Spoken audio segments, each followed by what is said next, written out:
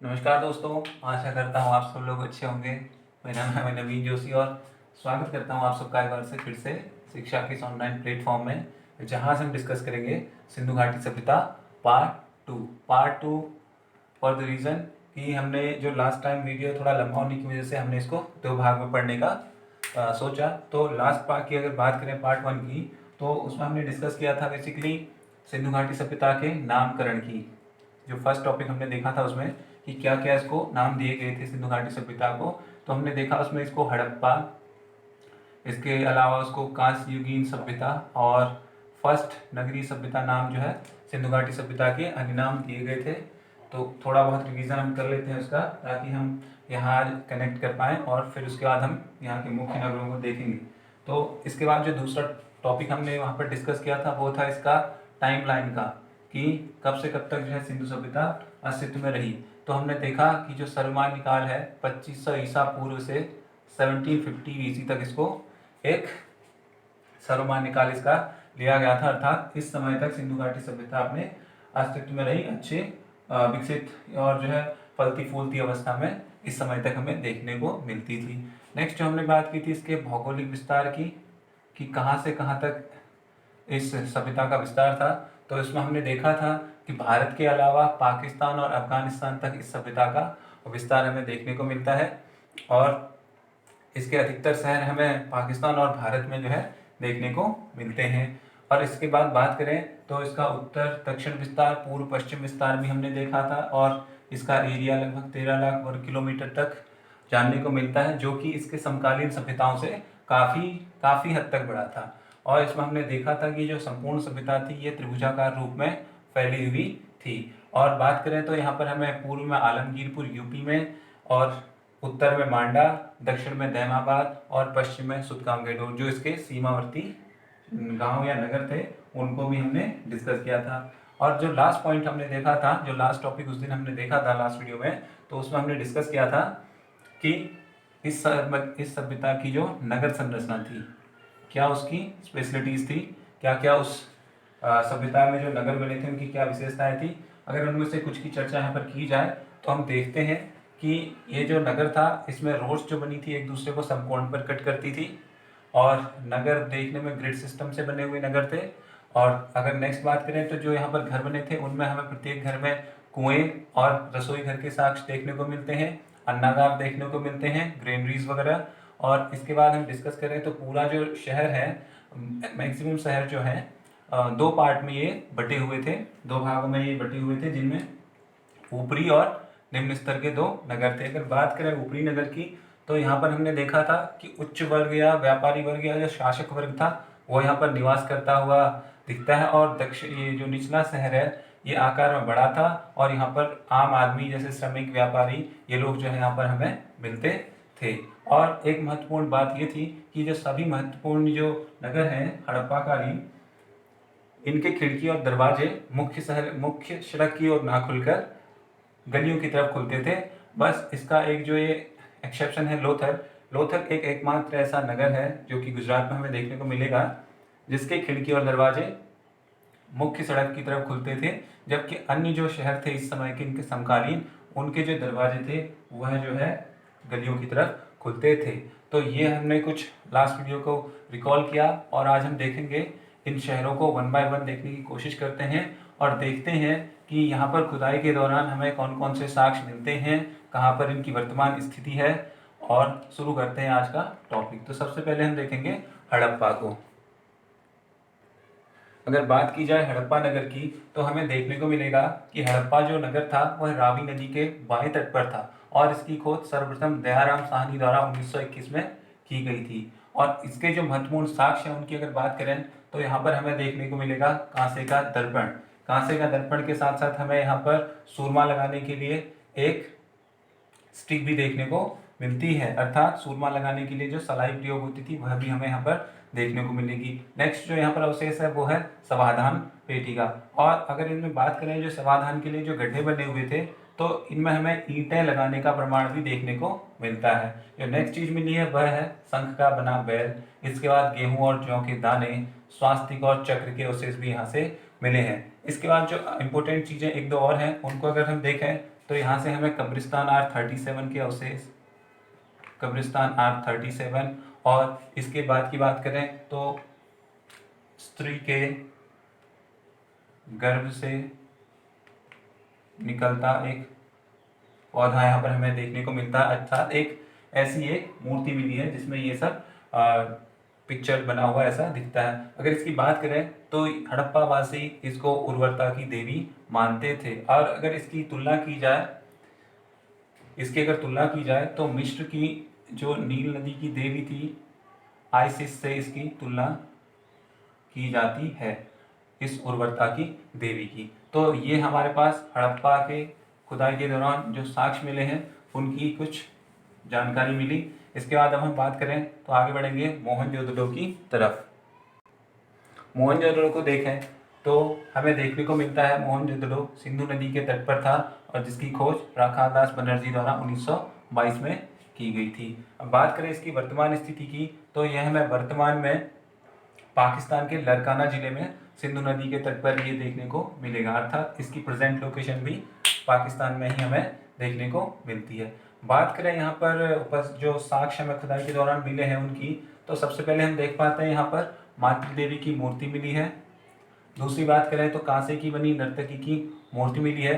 जैसा कि हमने देखा तांबे और टीन को मिलाकर हड़प्पावासी कांसे का निर्माण करने में प्रवीण हो चुके थे, इसमें काफ़ी आगे बढ़ चुके थे। तो यहाँ पर हमें कांसे की बनी नर्तकी की मूर्ति देखने को मिलती है। अगर बात करें इसकी विशेषता यह है कि यह जो है द्रवी मोम विधि द्वारा बनाई गई है, अर्थात लॉस्ट वैक्स मेथड द्वारा इस मूर्ति को बनाया गया है। नेक्स्ट बात करें तो यहाँ पर हमें सूती कपड़े के अवशेष मिलते हैं, लिंग पूजा के अवशेष मिलते हैं और एक सभागार अर्थात महाकक्ष भी या सभा कक्ष भी देखने को मिलता है, जिसमें एक आइडिया लिया जा सकता है कि ये लोग जो है कभी कभार आपस में बैठकर मीटिंग्स वगैरह किया करते होंगे। अगर बात करें यहाँ पर एक और चीज़ की जो यहाँ पर विशेष बनाता है मोहनजोदड़ो को, तो हम देखते हैं कि मोहनजोदड़ो में हमें ये देखने को मिला कि यहाँ पर एक बहुत बड़ा तालाब हमें देखने को मिलता है, जिसे पुरातत्वविदों ने महान स्नानागार कहा है। अगर बात करें इसकी खोज की तो जॉन मार्शल ने इस स्नानागार की खोज की थी और उसने इसे जो है कॉलेजिस्ट बिल्डिंग की संज्ञा दी थी। महान स्नानागार को जॉन मार्शल ने कॉलेजिस्ट बिल्डिंग की संज्ञा दी थी। अब इसमें कुछ स्पेशलिटीज हैं, अगर उनकी बात करें तो हम देखते हैं कि इसमें ईंट और प्लास्टर का यूज़ किया गया था, ईंटें और प्लास्टर का प्रयोग किया गया था और पानी का रिसाव रोकने के लिए इसमें प्लास्टर के ऊपर चारकोल की परत जो है चढ़ाई गई थी। और हम देखते हैं इसमें उतरने के लिए दो ओर से इसमें हमें सीढ़ियाँ देखने को मिलती हैं और चारों ओर इसके कमरे बने हुए थे, अर्थात इसमें उतरने के लिए दो तरफ से सीढ़ियाँ बनी थी और चारों तरफ से यह कमरों से घिरा हुआ था। और इसमें जो पानी भरा जाता था वह पास के कुओं से ही लिया जाता था और प्रयोग के बाद इसे खाली कर दिया जाता था। तो इन सब चीज़ों से हम एक आइडिया लगा पाते हैं कि इस तालाब में या इस स्नानागार में कुछ विशिष्ट लोग किसी विशेष अवसर पर ही स्नान करते होंगे। तो ये यहाँ पर कुछ इसकी महत्वपूर्ण विशेषताएं हमें देखने को मिलती हैं। अगर इसके बाद की बात करें, एक और चीज़ जो यहाँ पर इम्पोर्टेंट हमें मिलती है, तो यहाँ पर हमें देखने को मिलेगा मुद्रा पर अंकित पशुपतिनाथ की मूर्ति। जो इम्पोर्टेंट चीज़ है, मुद्रा पर अंकित पशुपतिनाथ की मूर्ति। अगर इसमें हम बात करें, इसमें मुद्रा में हमें पशुपतिनाथ के जो साक्ष्य मिलते हैं उसमें तो हम देखते हैं कि इसके बीच में एक पुरुष है, जो मुद्रा है इसके बीच में एक पुरुष है जिसके सिर पर 3 सींग हमें देखने को मिल जाते हैं। और उसके आगे की बात करें तो इस व्यक्ति के चारों तरफ हमें विभिन्न अलग अलग तरह के जानवर देखने को मिलते हैं, जैसे हाथी के बाद हमें इसमें भैंसा, गैंडा और बाघ के साक्ष्य जो है मिलते हैं, अर्थात इसके चारों तरफ ये सब बैठे हुए दिखते हैं और पाँव में हमें 2 हिरण बैठे हुए दिखते हैं। अगर इसकी बात करें तो आरंभिक में इसको पशुपतिनाथ की संज्ञा दी गई है, अर्थात इसको शिव के स्वरूप जो है माना गया था। ये हमें मोहनजोदड़ो के बारे में कुछ महत्वपूर्ण साक्ष्य जो हमें मिलते हैं। इसके बाद हम बात करेंगे चन्हुदड़ो की, जो कि सिंधु सभ्यता का 3rd महत्वपूर्ण शहर है। चन्हुदड़ो की अगर बात करें, जो 3rd शहर है, इसकी अगर बात करें तो ये जो सिंधु नगर था, सैंधव नगर जो ये चन्हूदड़ो था, यह मोहनजोदड़ो से 130 किलोमीटर दक्षिण पूर्व में स्थित था, जो कि पंजाब पाकिस्तान में ही सिंध प्रांत में स्थित था। अगर इसकी बात करें, इसकी खोज सर्वप्रथम जो है एन गोपाल मजूमदार ने इसकी सर्वप्रथम खोज की थी 1934 में। बट इसकी जो खुदाई की थी, यहाँ जो उत्खनन हुआ था 1935 में अर्नेस्ट मैके ने इस स्थान का उत्खनन करवाया था। अगर बात करें यहाँ की कुछ विशेषताओं की, तो हमें यहाँ पर देखने को मिलेगा कि यह जो है एक औद्योगिक केंद्र के रूप में देखने को मिलता है। अगर बात करें औद्योगिक केंद्र की, तो हम देखेंगे कि यहाँ पर जो है मणिकारी अर्थात मणियों से संबंधित कार्य, और दूसरा देखेंगे मोहर बनाने का कार्य, और आगे देखें तो नाप तोल से संबंधित जो बाट या बटखने बनाने का काम होता था, वो हमें चन्हूदड़ो में देखने को मिलता है। और इसके साक्ष्यों की बात करें तो यहाँ पर हमें कंघे के साक्ष्य मिलते हैं, लिपस्टिक के साथ 4 पहिए वाली गाड़ी और मन के बनने के साक्ष्य यहाँ पर हमें मन के मिले हैं, अर्थात ये सब हमें साक्ष्य यहाँ पर मिल पाते हैं। इसके बाद हम आगे बढ़ेंगे और देखेंगे नेक्स्ट हम लोथल को, जो कि भारत में स्थित हड़प्पाकालीन नगर है। लोथल की बात करें तो हम देखेंगे कि ये जो है भोगवा नदी के तट पर था और यह हमें गुजरात में मिलता है, और इसकी वर्तमान स्थिति गुजरात के अहमदाबाद जिले में मिल जाएगी। अगर इसमें बात करें इसकी खोज की, तो 1955 में SR राव द्वारा जो है लोथल में जो है उत्खनन करवाया गया। अगर बात करें यहाँ से प्राप्त जो मुख्य अवशेष, मुख्य साक्ष्य हैं इनकी, तो हम सबसे पहले देखेंगे कि यहाँ पर बंदरगाह के साक्ष्य मिले हैं, अर्थात लोथल जो है हड़प्पाकालीन महत्वपूर्ण बंदरगाह था। अगर बात करें तो यहाँ से जो है पश्चिमी एशिया से व्यापार जो है बहुत बड़े मायने पर होता था, अर्थात यहाँ से पश्चिमी एशिया के साथ बहुत बड़े स्तर पर व्यापार किया जाता था। इसी कारण यहाँ पर हमें फारस की मुद्राएं, मोहर वगैरह देखने को मिलती है, क्योंकि बंदरगाह शहर है, व्यापार करता होगा, तो ऑब्वियस सी बात है हमें यहाँ पर अलग अलग स्थानों की मोहरें देखने को मिल जाएंगी। तो नेक्स्ट इंपॉर्टेंट चीज हम देखेंगे, यहाँ पर 3 युगल समाधियां, अर्थात 3 लोगों को एक साथ में जो है यहाँ पर दफनाए जाने के प्रमाण हमें मिलते हैं लोथल से। इसके बाद हम आगे बढ़ेंगे और देखेंगे राखीगढ़ी। नेक्स्ट हम बात करेंगे राखीगढ़ी की। राखीगढ़ी को हम देखेंगे कि 1997 में अमरेंद्रनाथ ने इसकी खोज की थी, इसका उत्खनन करवाया था, और यह जो है सरस्वती और दृष्टि नदियों के बीच में स्थित एक हड़प्पाकालीन नगर था। अगर बात करें इसकी वर्तमान लोकेशन की, तो यह जो है हमें हरियाणा में देखने को मिलेगा, अर्थात ये भी जो है भारत में स्थित एक हड़प्पाकालीन नगर है। अगर इसमें यहाँ हमें अन्नागार और इसके साथ रक्षा प्राचीर के साक्ष्य मिले, अर्थात नगर को चारों तरफ से रक्षा प्राचीर द्वारा घेरा गया था, इसके साक्ष्य हमें यहाँ पर देखने को मिलते हैं। अब बात करें एक इम्पोर्टेंट पॉइंट की, तो हम देखेंगे कि जो ये राखीगढ़ी जो नगर था, यह भारत में स्थित हड़प्पाकालीन सबसे बड़ा नगर था, अर्थात इन सब नगरों में से जो नगर भारत में स्थित था, उनमें से सबसे बड़ा नगर हमें राखीगढ़ी देखने को मिलता है। इसके बाद हम आगे बढ़ेंगे और बात करेंगे कालीबंगा की।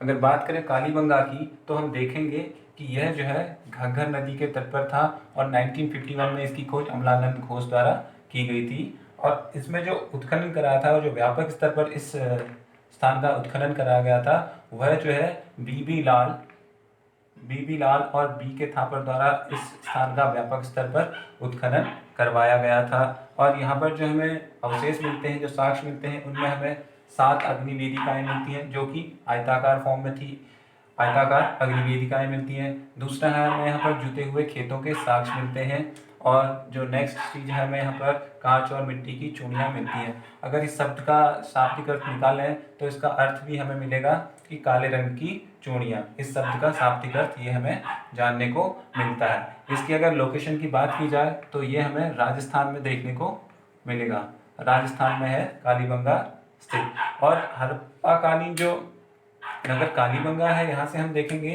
कि शवों की अंतिम संस्कार के लिए, अंत्येष्टि के लिए यहाँ पर 3 टाइप की समाधान विधियां या संस्कार हेतु 3 विधियां यहाँ पर प्रचलित थी, जिनमें सबसे पहले हम देखेंगे पूर्ण समाधिकरण, दूसरा हम देखते हैं आंशिक समाधिकरण, शवों की अंत्येष्टि के लिए पूर्ण समाधिकरण, आंशिक समाधिकरण, और थर्ड हम देखेंगे दाह संस्कार। ये तीन शवाधिकरण की 3 विधियां हमें देखने को मिलेंगी कालीबंगा से। नेक्स्ट हम बात करेंगे बनवाली की। बनवाली को देखा जाए तो हम देखेंगे कि 1973 में इसकी खोज RS बिष्ट द्वारा की गई थी और यह सरस्वती नदी के तट पर स्थित एक शहर था और इसकी लोकेशन हरियाणा में हमें देखने को मिलती है, जो कि हिसार जिले में हमें हरियाणा के मिलेगा। अगर इसके बाद बात करें यहाँ पर जो साक्ष्य उपलब्ध हैं उनकी, तो हम देखते हैं यहाँ पर सबसे पहले जो हमें साक्ष्य मिलते हैं उनसे एक चीज़ ये प्रूफ होती है कि यहाँ पर जो है जल निकास की अच्छी व्यवस्था नहीं थी, जो कि हमें हड़प्पाकालीन अन्य शहरों में देखने को मिलती है। दूसरी जो इम्पोर्टेंट चीज़ यहाँ पर हमें देखने को मिलती है वह है मिट्टी का बना हल। इम्पोर्टेंट है, मिट्टी का बना हल हमें देखने को मिलेगा बनवाली में। और जो थर्ड चीज़ है, यहाँ पर सबसे अधिक मात्रा में और सबसे अच्छी किस्म का जो हमें देखने को मिलता है। इसके बाद हम आगे बढ़ेंगे और देखेंगे धौलवीरा को। धौलवीरा के अंतर्गत हम देखते हैं कि इसकी खोज RS बिष्ट द्वारा ही 1990-91 के समय के दौरान की गई थी और इसकी लोकेशन की बात की जाए तो यह हमें गुजरात के कच्छ जिले में देखने को मिलेगा। और यहाँ पर इसमें कुछ जो महत्वपूर्ण साक्ष्य हमें मिलते हैं उनकी बात करें तो हम यहाँ पर देखते हैं कि ये जो शहर था मेसोपोटामिया, जो सभ्यता थी मेसोपोटामिया, वहाँ पर जो शहर थे उनके अकॉर्डिंग ये भी जो है 3 पार्ट में डिवाइड था। जैसे अन्य जो हड़प्पाकालीन शहर हैं वो 2 भागों में विभाजित था, जबकि एकमात्र शहर धौलवीरा जो है 3 भागों में विभाजित हमें देखने को मिलेगा। अगर इनके भागों की बात की जाए तो सबसे पहले हमें मिलेगा दुर्ग भाग, सेकंड हमें मिलता है मध्यम नगर और थर्ड हम देखते हैं निचला नगर। तो ये 3 पार्ट में एकमात्र हड़प्पाकालीन शहर जो कि धौलवीरा था वो इस तरह यहाँ पर बटा हुआ था। बात करें यहाँ पर जो दूसरा पॉइंट है, हड़प्पाकालीन एकमात्र स्टेडियम हमें देखने को मिलता है धौलवीरा से, अर्थात यहाँ पर स्टेडियम के साक्ष्य मिलते हैं या खेल का मैदान इसको हम ले सकते हैं। जो नेक्स्ट पॉइंट है इम्पोर्टेंट वो ये है कि यहाँ पर जो है जल निकासी की बहुत ही अच्छी व्यवस्था हमें देखने को मिलती है।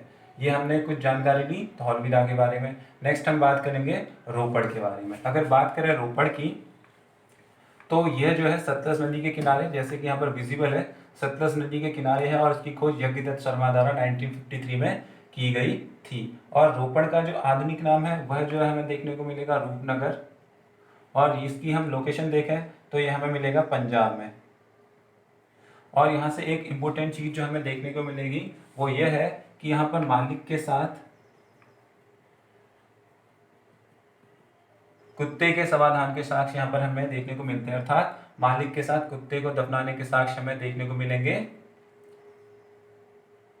रोपड़ से। ये हमारी कुछ महत्वपूर्ण जानकारी। इसके बाद हम आगे बढ़ेंगे और बात करेंगे सुरकोतला की, जो कि यहाँ पर मेंशन नहीं है बट एक इम्पोर्टेंट शहर है तो हम इसको भी देख लेंगे। अगर बात करें सुरकोतला की तो 1964 में इसकी खोज हुई, ये जेपी जोशी द्वारा 1964 में इसकी खोज की गई थी और इसकी लोकेशन भी हमें मिलेगी गुजरात में स्थित यह नगर था और यहाँ से हमें घोड़े के अस्थिपंजर के प्रमाण मिलते हैं।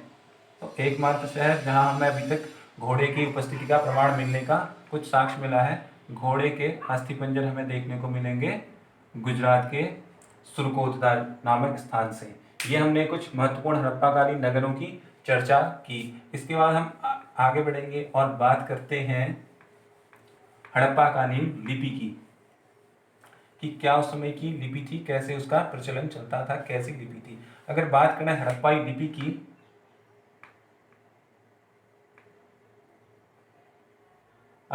लिपि की बात की जाए तो हम देखते हैं कि इस लिपि में जो बेसिकली जो चिन्ह है वो 64 मूल चिन्ह हमें देखने को मिलेंगे।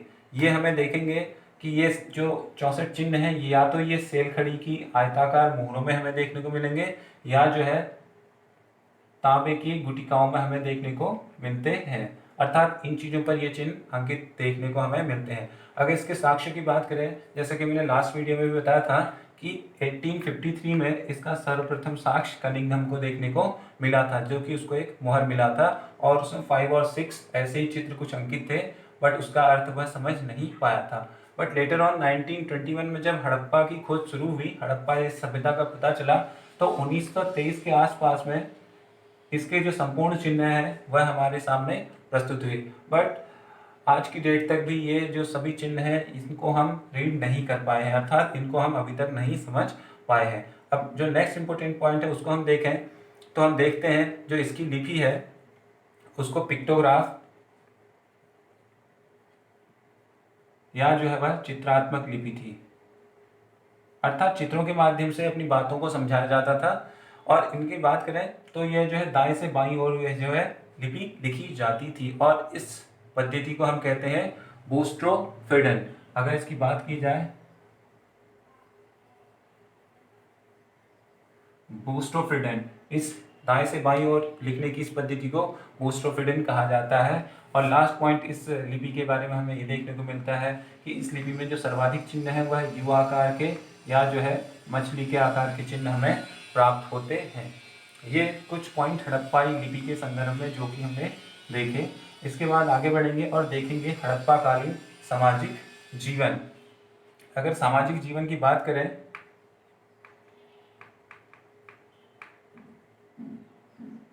अगर हड़प्पाकालीन सामाजिक जीवन की बात करें तो यहाँ पर हम देखेंगे कि सिंधु घाटी से प्राप्त जो अवशेष है उससे हम इस समय की जानकारी का बेसिक अनुमान लगा पाते हैं। और नेक्स्ट अगर बात करें तो यहाँ पर परिवार जो है समाज की बेसिक इकाई थी, अर्थात बेसिक यूनिट यहाँ पर परिवार था। जैसे हमें साक्ष्य मिले हैं मातृदेवी की मूर्ति मातृदेवी के पूजा के साक्ष्य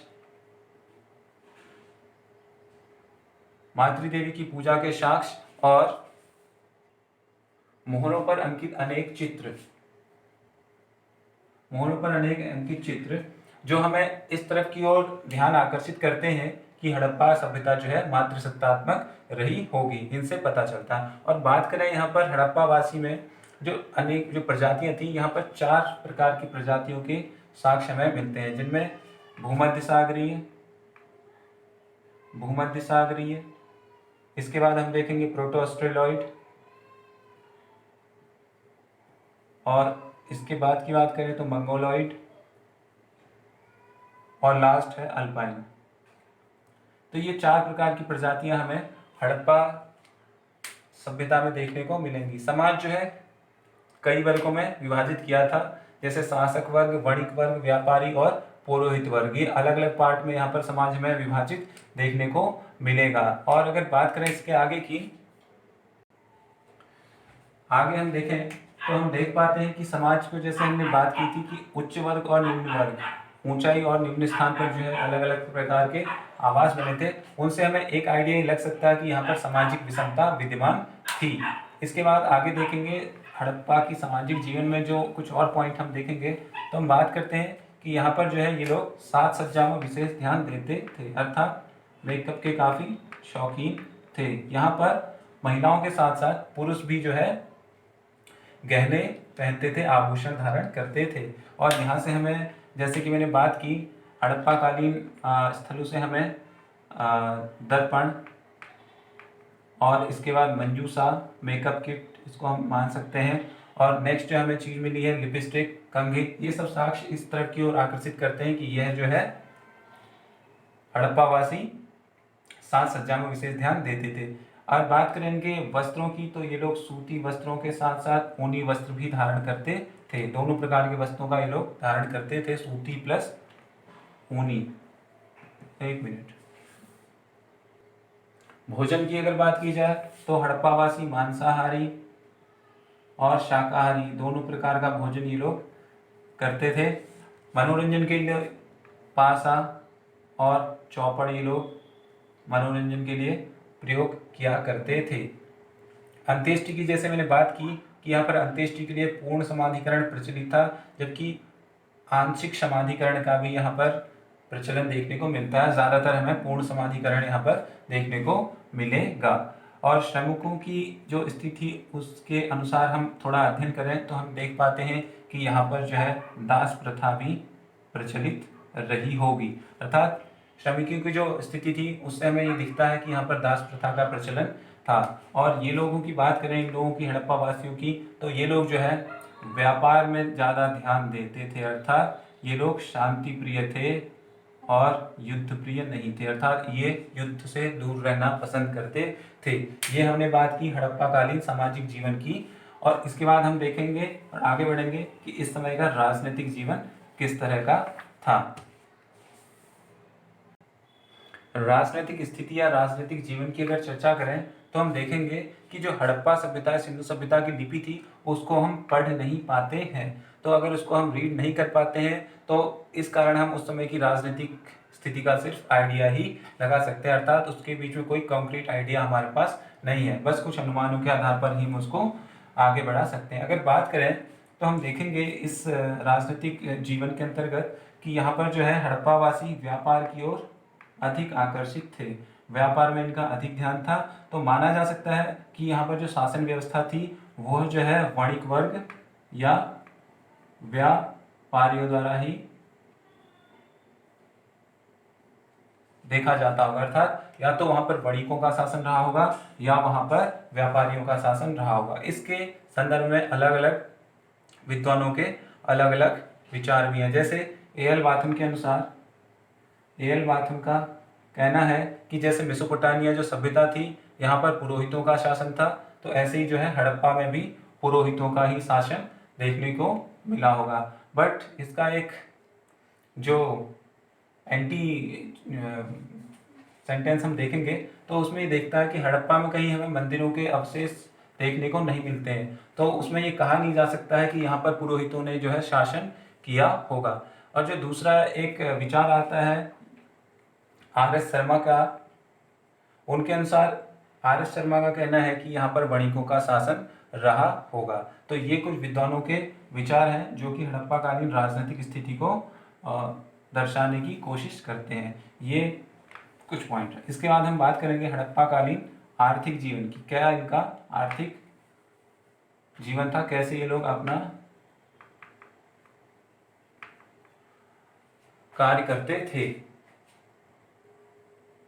आर्थिक जीवन के अंतर्गत बात करें तो हम देखते हैं कि सिंधु सभ्यता की उन्नति का मुख्य कारण उन्नत कृषि और व्यापार था, अर्थात इन दोनों के चलते ही हड़प्पा सभ्यता काफ़ी अपने चरमोत्कर्ष पर पहुंची और काफ़ी विकसित हुई। और यहाँ पर जो अर्थव्यवस्था की बात करें तो इसका मुख्य आधार हमें कृषि देखने को मिलता है। इसके आगे हम बात करेंगे कि गेहूं और जौ की, यहाँ पर 3 प्रकार के गेहूं और 2 प्रकार की जौ की जो वैरायटीज हैं वो हमें देखने को मिलती हैं। नेक्स्ट इसमें जो नेक्स्ट इंपॉर्टेंट पॉइंट ये है कि हड़प्पावासी केवल हड़प्पा सभ्यता के अंतर्गत ही नहीं, इससे बाहर भी ये लोग अन्य सभ्यताओं के साथ जैसे मिस्र, मेसोपोटामिया आदि सभ्यताओं के साथ भी इनका व्यापार चलता था। और यहाँ पर जो इनके प्रमुख बंदरगाह थे जिनमें एक को लोथल हम डिस्कस कर चुके हैं, इसके अलावा रंगपुर, प्रभास पाटन और सुरकोतता, ये कुछ यहाँ पर महत्वपूर्ण बंदरगाह थे जिनका प्रयोग जो है व्यापार वगैरह के लिए किया जाता होगा। अगर इसके आगे की बात करें तो हड़प्पा में जो माप की प्रणाली थी, दशमलव जो माप की प्रणाली थी उसकी इकाई जो है 16 के गुणक के रूप में होती थी,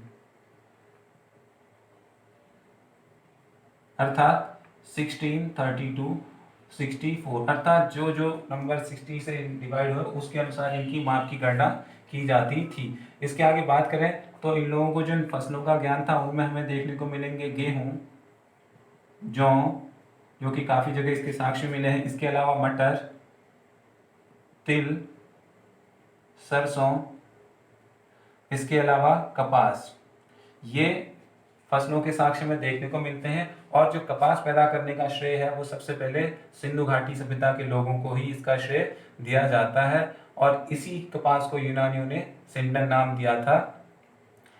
फलों की अगर बात करें तो ये लोग तरबूज, खरबूज आदि बेल वाली सब्जियां जैसे नारियल और अनार वगैरह के बारे में काफ़ी जानकारी रखते थे। इसके आगे की बात करें तो गन्ने का ज्ञान सिंधु वासियों को नहीं था और ना ही ये लोग जो है शेर और घोड़े से परिचित थे, इनकी कोई जानकारी नहीं मिलती है। अगर बात करें इनके जो कृषि कार्य में इनके द्वारा जो औजार प्रयोग होते थे उनमें हमें सबसे ज़्यादा जो है पत्थर के हथियार और कांसे के हथियार या औजारों का प्रयोग हमें देखने को मिलेगा जो कि इनके द्वारा कृषि में प्रयोग होते थे। और बात करें इनके द्वारा हलों की, जो हल प्रयोग किए जाते थे तो वो संभवतः लकड़ी के रहे होंगे। तो ये आर्थिक जीवन की कुछ महत्वपूर्ण झलकियां हमें देखने को मिलती हैं जो कि हड़प्पा सभ्यता की विशेषताओं को उजागर करती हुई दिखती हैं। और कृषि के बाद यहाँ पर हम देखेंगे कि जैसे जैसे कृषि इनकी बढ़ती गई वैसे वैसे यहाँ पर पशुपालन का भी विकास होता गया, क्योंकि कृषि कार्य में पशुओं की सहायता बहुत ही हद तक बढ़ चुकी थी। अब यहाँ पर पशुओं की अगर बात करें, जो महत्वपूर्ण पशु थे तो उनमें हमें देखने को मिलेंगे कुबड़ वाला बैल,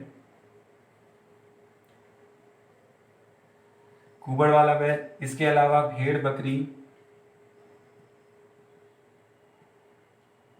भैंस, गाय, गधा, सूअर और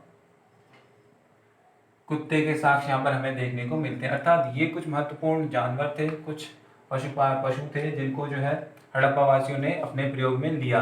इसके अलावा जैसे कि मैं पहले बता चुका हूँ कि हड़प्पा वासियों को शेर और घोड़े की जानकारी नहीं थी। इसके आगे की बात करें तो सिंधु घाटी सभ्यता के जो लोग थे वो लाल और गुलाबी मृद भांडों का प्रयोग करते थे, अर्थात मिट्टी के बर्तनों का प्रयोग करते थे। और अलग अलग चीजें जो है अलग अलग स्थानों से ये लोग लेके आते थे। जैसे अगर बात करें लाजवर्दमणि की, जो कि एक तरह का रंगीन पत्थर था, अगर उसकी बात करें तो इसको आयात किया जाता था अफगानिस्तान से, और सोने का जो आयात होता था वह कर्नाटका से, और इसके अलावा टिन और चांदी भी जो है अफगानिस्तान और ईरान से मंगाया जाता था। अर्थात हड़प्पा सभ्यता का विस्तार और इसका व्यापार काफी व्यापक स्तर तक फैला हुआ था। ये कुछ आर्थिक झलकियां हमें देखने को मिलती हैं हड़प्पा कालीन सभ्यता की। इसके बाद जो लास्ट पॉइंट हम डिस्कस करेंगे वह रहेगा धार्मिक जीवन, कि किस तरह का इनका धार्मिक जीवन था और इनकी क्या विशेषताएं थी। धार्मिक जीवन के अंतर्गत हम देखें तो हमें जानने को मिलता है कि जो सिंधुवासी थे वह ईश्वरीय शक्ति में विश्वास करते थे, अर्थात भगवान में इनका विश्वास था, और ये अलग अलग रूप में ईश्वर को पूजा करते थे। जैसे ये लोग जो है ईश्वर की पूजा वृक्ष के रूप में और मानव के रूप में और पशुओं के रूप में इनकी पूजा किया करते थे। अगर वृक्षों में बात करें तो कौन कौन से वृक्ष इनके लिए पूजनीय थे, उनमें हमें देखने को मिलता है पीपल, केला, बरगद, इसके अलावा आम और नीम की जो है ये लोग पूजा किया करते थे वृक्षों के अंतर्गत। नेक्स्ट जो हमें महत्वपूर्ण चीजें जानने को मिलती है यहाँ पर कि हड़प्पा सभ्यता में जो है यहाँ के जो लोग थे ये लोग भूत प्रेत, तंत्र मंत्र और जादू टोने में भी विश्वास किया करते थे। इसका हमें साक्ष्य अगर बात करें तो चन्हूदड़ों से एक मुहर प्राप्त होती है जिस पर ऐसे चित्र अंकित हैं जो हमें जादू टोने का या जो है तंत्र मंत्र से संबंधित बातों की ओर हमारा ध्यान आकर्षित करते हैं। जो इस मुहर पर जो चिन्ह अंकित हैं उनसे हमें हमारा ध्यान इस समय की बलि प्रथा की तरफ भी जाता है, अर्थात कहा जा सकता है कि हड़प्पा में जो है बलि प्रथा भी प्रचलित थी। अगर इसके आगे बात करें तो ये लोग मातृदेवी, लिंग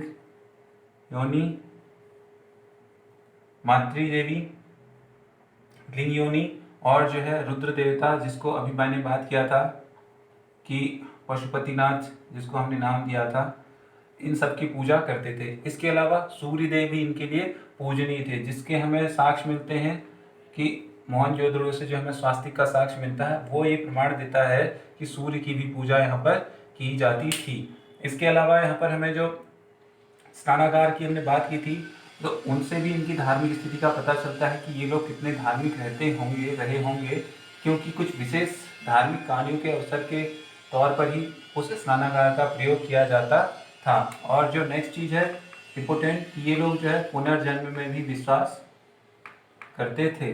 पुनर्जन्म में हड़प्पावासी विश्वास करते थे, इसलिए मृत्यु के बाद जो है दाह संस्कार के 3 अलग अलग तरीके यहाँ पर प्रचलित थे, जिनको हम डिस्कस कर चुके हैं। फिर से बता दें, पूर्ण समाधान, इसके बाद आंशिक समाधान और जो है दाह संस्कार या जो है कलश समाधान यहाँ पर प्रचलित था, जो कि समाधान की 3 विधियां हमें देखने को मिलती हैं।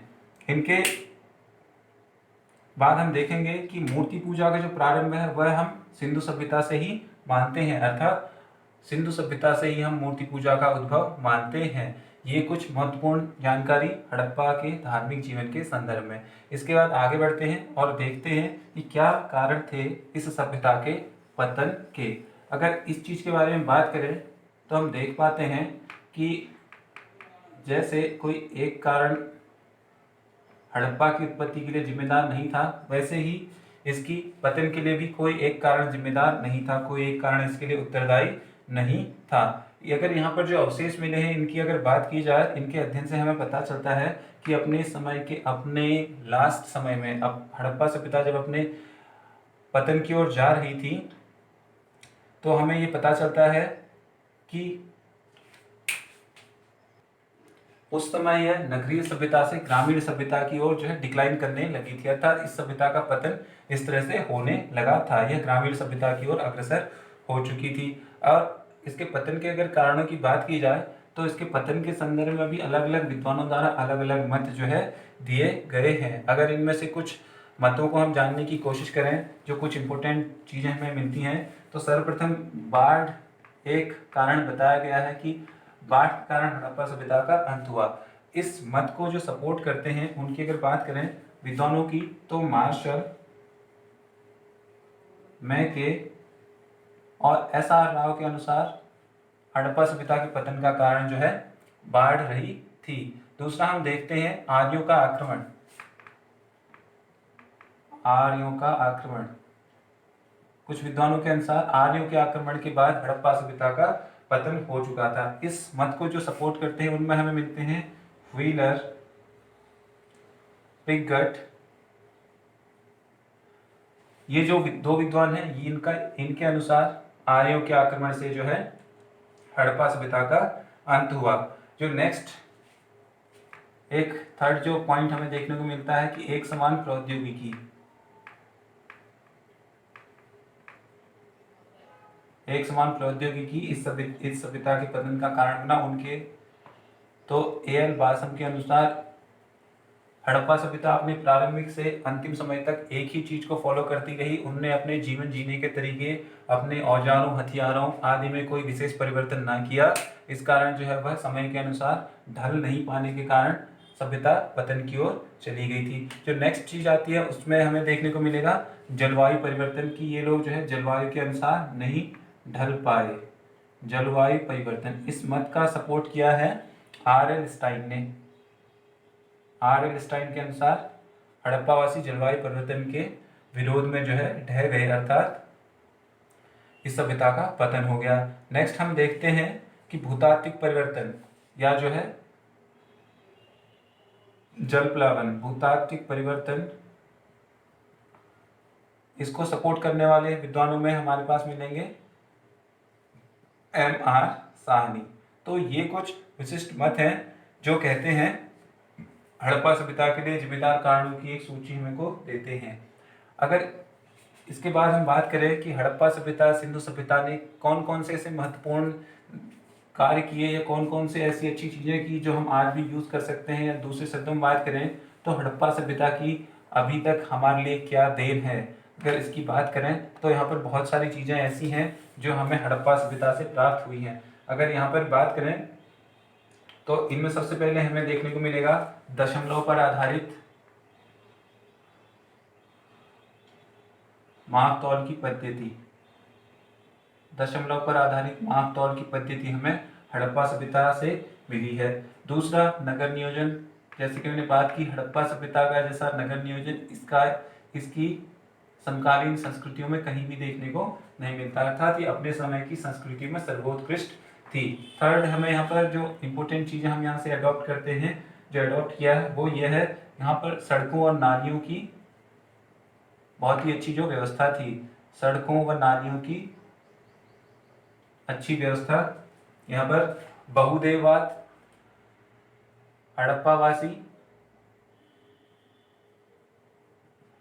हर तरह के देवी देवताओं की पूजा करते थे, चाहे वृक्ष रूप में, मानव रूप में या जो है पशु रूप में। इनने लिंग और योनि पूजा का प्रचलन किया। इसके बाद योग आराधना, ये सब हमें देखने को मिलता है। जल का धार्मिक महत्व, सिंधु वासियों द्वारा समझा गया। इसके अलावा बहुफसली कृषि व्यवस्था हमें हड़प्पा वासियों की देन है, और अग्नि पूजा या यज्ञ और मोहरों का उपयोग। तो ये और भी बहुत सारी इंपॉर्टेंट चीजें हैं जो हम हड़प्पा वासियों से ग्रहण करते हैं। तो ये रहा आज के टॉपिक का समापन, और इसी के साथ सिंधु घाटी सभ्यता का भी समापन। और उम्मीद करता हूँ आप सब लोग मुझसे जुड़ पाए होंगे और मेरी बातों को समझ पाए होंगे और इसको ग्रहण कर पाए होंगे। नेक्स्ट टाइम जब हम मिलेंगे तो हम बात करेंगे वैदिक सिविलाइजेशन की, वैदिक सभ्यता की, जो कि काफ़ी इंटरेस्टिंग इंपॉर्टेंट टॉपिक रहेगा।